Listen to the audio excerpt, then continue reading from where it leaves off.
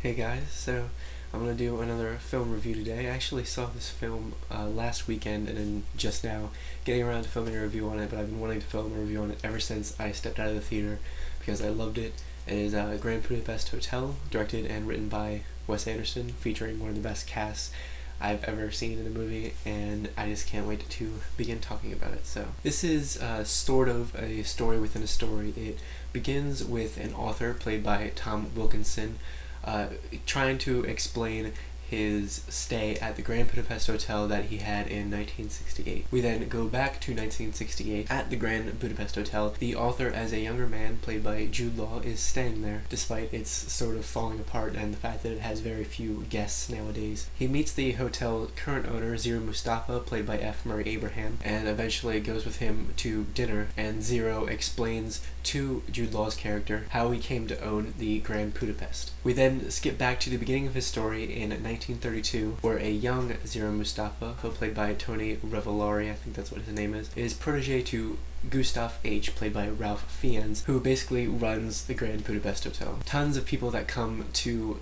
the Grand Budapest Hotel only come because of Gustav, whose charm and hospitality knows no bounds and has no rival. He has a bunch of relationships with a whole bunch of older women who absolutely adore him, and they're all like rich. One in particular loves him so much that when she dies, she leaves him this really famous, really valuable painting called Boy with Apple. The woman's son, Dimitri, played by Adrian Brody, and Dimitri's like right-hand man, played by Willem Dafoe, who is very violent, hate Gustav and want him absolutely nowhere near the painting and nowhere near them, and believe that he wrongly seduced Dimitri's mother. I basically just refused to let him have the painting regardless of what it says in his mother's will. Gustav and Zero basically go through a ton of hijinks to keep the painting from Dimitri, and we also switch back in between 1968 and 1932 a few times to hear the conversation between Jude Law's character and the older Zero. This film is just so beautifully crafted. I can't believe how amazing it was to watch. This is seriously just like the epitome of all of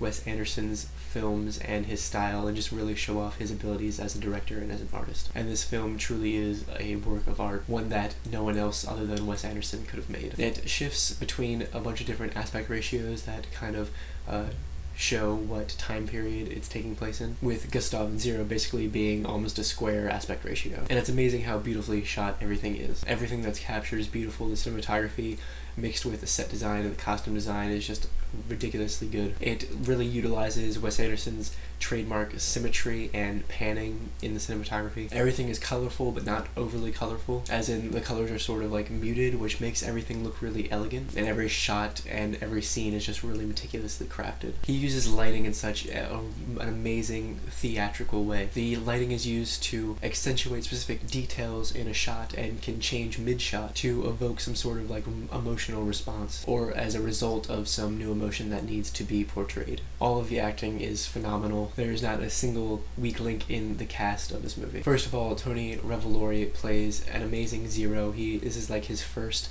really big role, and he does an amazing job. Wes Anderson definitely knows how to get new talent and really make them shine. I mean, he did that with Jason Schwartzman and Rushmore, and now Jason Schwartzman is just amazing and one of my favorite actors. Willem Dafoe is just ridiculously menacing, and Adrian Brody is like the perfect choice for rich lady's pissed off son. Jeff Goldblum, Edward Norton, Bill Murray, Jude Law, Saoirse Ronan, I'm probably saying that name wrong, who plays young Zero's love interest, they're all just amazing. They all just contribute something really great to their character and to the cast as a whole. But Ralph Fiennes, this movie is just the best role that he's ever done. You just completely lose him in the role, and you only see Gustav H., the incredibly charming, witty, romantic, funny, eccentric hotel concierge that everyone loves and respects. He just completely takes over this film and makes it amazing to watch. This is easily one of my new favorite movies, and definitely my favorite Wes Anderson film. It just takes everything he's done in the past and just puts it all together to create something great, and it's just ridiculously funny. I was smiling or laughing throughout the entire thing, and I love the writing, also done by Wes Anderson. The screenplay was great. The music was great. It wasn't like overbearing. It didn't take over anything. It was really great.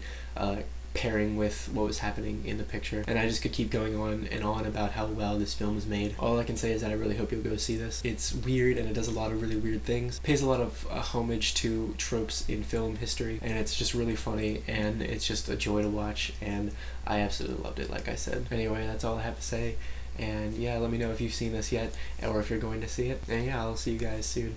Thank you so much for watching.